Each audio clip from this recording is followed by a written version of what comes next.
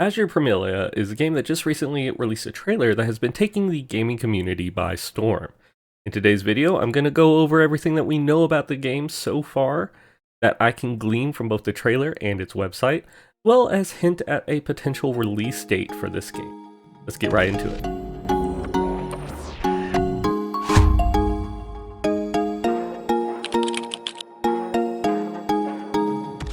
So Azur Promilia looks to be an open world RPG gacha style game, similar to something like Genshin Impact or the upcoming Wuthering Waves.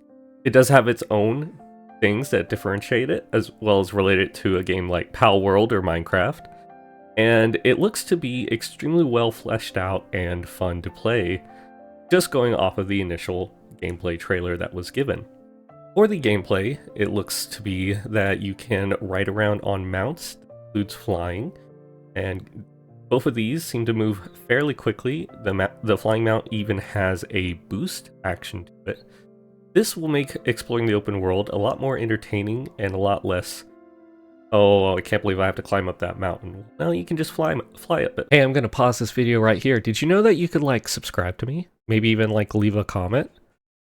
Maybe you could tell me how creepy my VTuber model is again? Or, you know, if you haven't, you could like the video. I'm just saying. Parties consist of 3 characters. Each character has their own pet. These pets can be used as a skill in combat. Unlike Wuwa, you do not transform into the pet whenever you use that skill. Instead, you just call it out to do the attack. I did not see if they stay on the field to do coordinated attacks then after. If they do, and I see it in the trailer, I'll put a little note right here. It seems that these pets also have evolutionary lines. We see in the gameplay trailer, this little rock guy has 3 different variants of it. And in the announcement trailer, you can see this little tiny bird transform into a bigger bird.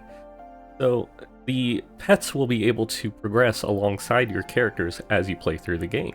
These pets also work for the crafting system within the game that we will get into in a moment. Combat looks to be extremely action-packed. You have several skills, including your pet ability. These characters also appear to all have animations for their ultimate skills, including the 4-star characters. We do know that there are 5 and 4-star characters going off of the gameplay trailer. You can see some have a purple outline, while some have a gold outline. I will note that the pets also appear to have their own rarities, or maybe this has to do with their types. And some have an E symbol above them, while others do not, and I'm confused as to what this could be. I do not believe they will act as your relic system, because we did not really see that, and I feel like they would have better connected it. So it's not going to be like Wuwa. So I'd like to see more about how you can obtain these pets. Is it just through the breeding aspect? We did see eggs be collected. Or is there some way you can capture them after you've weakened them? Also moving into the combat, we saw a few of the boss fights. The combat looks to be very action-packed. Doing a perfect dodge allows you to slow down time, allowing you to get even more damage in. I did not see anything that relates to an elemental reaction, but each character does have an element associated with them, so I could see this still becoming a thing. Weapon types that I noticed in the game were bows, spears, swords, and a giant hammer. It appears within this game you will be able to do some level of crafting. We saw the construction of what looked to be a mine, and a boar pet was placed in it. Well, so we saw some farms and other such. However, it's not known to what extent the crafting is available. Will we be able to make our own player housing? How will this work with multiplayer? There's lots of questions still in the air with this. There's some aspects of the gameplay that are causing people concern. Namely, it's all female characters. Well, I'm just gonna say, that's how Azur Lane was. That seems to be what this developer likes to do. And kind of just like, get over it. If you don't like that this game only has female characters, go play another game. Wuwa has tons of male characters and they look great. Enjoy that. Moving on to the website, we get a little bit more info on the game here. This is also where you can pre-register if you would like to pre-register for the game. Clicking on the Tells tab, we get a little bit more info on the characters. For instance, here we have Terrara. She's going to be probably one of the default starting characters. She is called a Furian, which is, I'm assuming, the ones that have the animal aspects to them. She's a hunter from Charlulu Village. We will be getting into that in just a moment. She appears to use a polearm. Then we have this character, Han Yo-Yo. I hope I said her name right.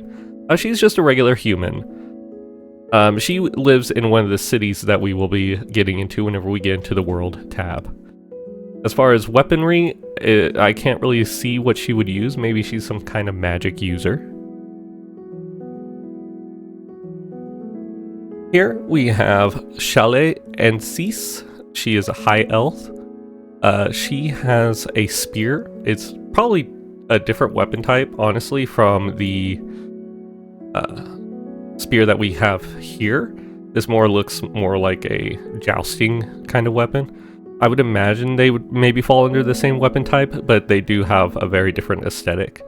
And I'm wondering also if we are actually gachaing for weapons, because this weapon matches her very well. The same can be said for the hunter spear that Terrara has. So I'm wondering if instead of gachaing for weapons, we're gachaing for the pets instead. Or maybe some other aspect of a character's kit. Because they don't usually just do a character banner, right? There's some other banner to go along with the character. Moving on, this is one of the Pami. These are the small chibi characters. This one is clearly a little mouse. They're like miniature versions of the Feren. And we don't see her in the gameplay trailer, but we do see this one in the announcement trailer. And this one is Nono, another Pami. This one is based off of a fox, I would say, a Finnick fox. And she has a giant hammer, which is one of my favorite aesthetics in games. These are some of the pets that have been revealed. Not all of the pets that were in the gameplay trailer and not all of the characters in the gameplay trailer have files currently available on the website. But here we have a cabbird, which is a cabbage bird. And you can even get some additional notes on them. Nothing here is all that beneficial or anything. We can tell this one will probably do grass-based moves because it's a cabbage. Here's the Umi, which is a 6-footed cat with a very adorable dirt face. I can see some great emotes being made for this cat. I kind of hope it's meta relevant, so that way I have a reason to use it because it's a very long boy. The Lepidelic, which is a little fairy. Now we do see a boss version of this fairy that we will get into a little bit later. But she's very cute. I could see this probably being more like a healer or a support kind of pet. Then we have the Snow Wolf.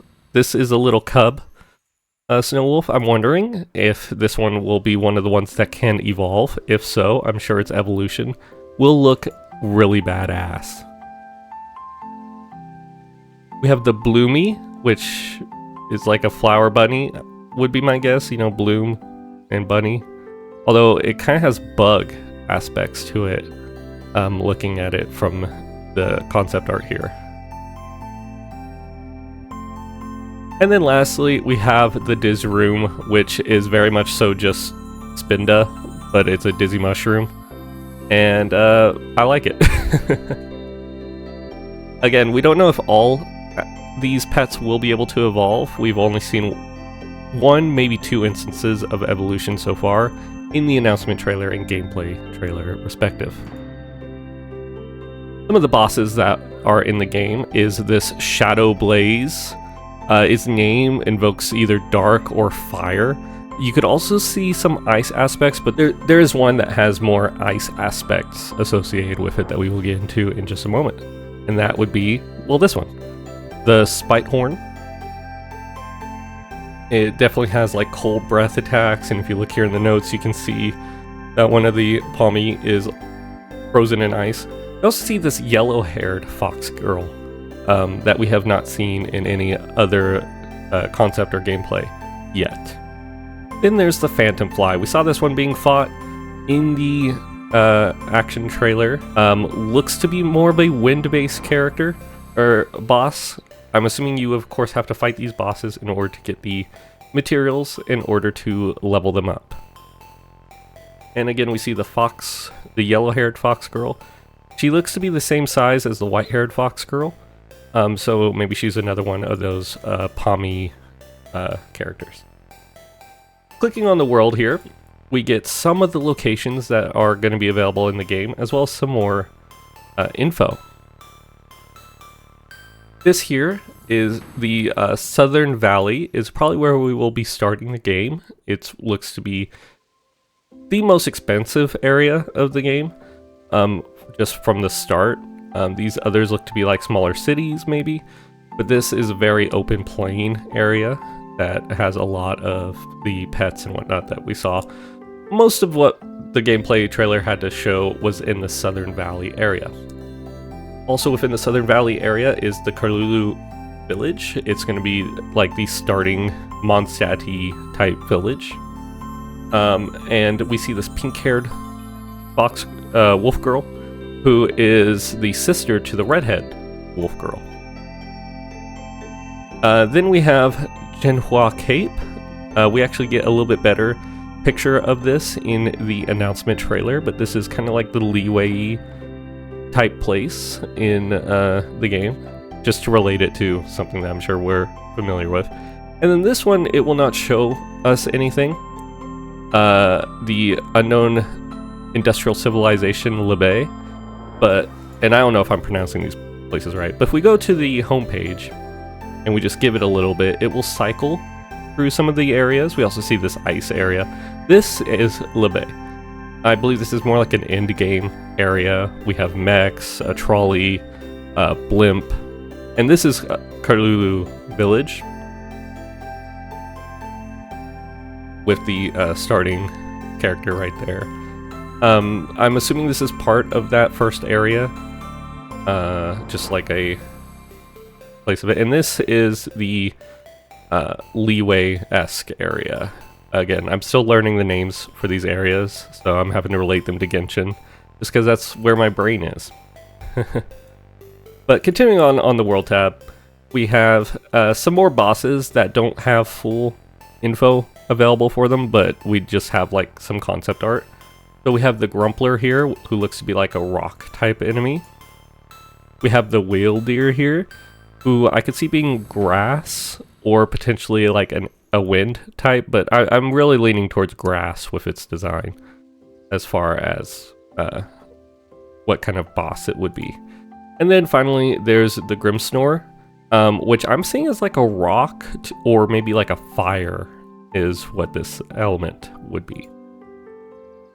That's pretty much it for what we have available so far on this page. There is this that can let you get some pretty good pictures of concept art for the game, but relatively it does not provide with any new info or anything of that sort. We do see, actually, now that I'm looking at it, we do see maybe an adult version of the Snow Wolf right here, as well as a very big cabbage bird in the background, so that's very interesting. Just gonna kind of click around, see what all I notice. I see this dragon type bird thing that looks awesome. And then just some more concept for the characters. And that is it for the webpage. And that's pretty much it for everything that we know currently about the game. The game looks to be extremely fun, action-packed, with a very interesting pet as well as crafting systems to kind of like help sell it along. I'm personally very excited for this game, and we'll be covering it a lot whenever the game comes out, so make sure you hit that like, comment, and subscribe.